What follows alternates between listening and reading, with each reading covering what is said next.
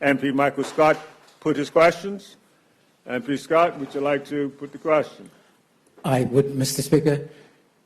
To the Minister, will the Honourable Minister please inform this Honourable House what is the total cost of the ongoing investigation, both overseas and locally, into a former Premier of Bermuda as at June 30th, 2019, in the following areas: the total man-hours and cost in Bermuda and overseas, the total travel cost for airline and ground transportation, and the total cost for accommodation in Bermuda and overseas. Mr. Speaker, and this Honourable House, the funds for the total man-hours and cost in Bermuda and overseas for the police investigation are $4,688,184.10, Mr. Speaker. The total cost for airline and ground transportation is $64,345.70. Mr. Speaker, the total cost for accommodation in Bermuda and overseas is $80,000. Mr. Thank you. Supplementary? Thank you, Mr. Question 2. I'll go to question 2. Question 2. If I may.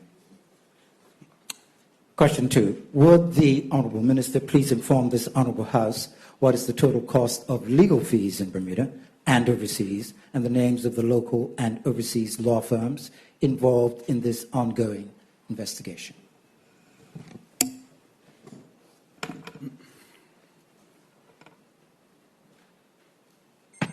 Well, that brings us to a close of the question period. And we'll now move on to the next item on the order. Mr. Speaker, just a question. The questions that are outstanding, will they be received in a written reply? The questions that are outstanding, only if they are requested a written response. No.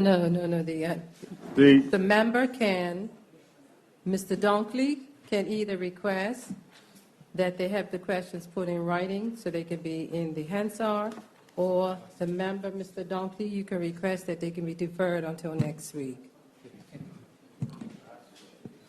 I think the According to Standing Order Yes. 18-7. 18-7, I'm aware of that order. I thank for the clarification. I would like to defer them till next week. Okay, we'll have them deferred for you. Mr. Speaker, on a point of privilege, in the light of the public interest, the extreme public interest of the answers to these questions being tendered, would you, as Speaker, consider suspending the orders for us to continue the questions and answers being presented? No, because the standing orders provide, as was just informed by the clerk, that it will allow the opportunity for the question to be deferred for another sitting. So the members ask that they be deferred for another sitting, and at that time, the questions will be provided. I'm in your hands, Mr. Speaker. Put the question. Okay. Could I'm being advised by my whip that I should ask you, Mr. Speaker, to have the questions deferred.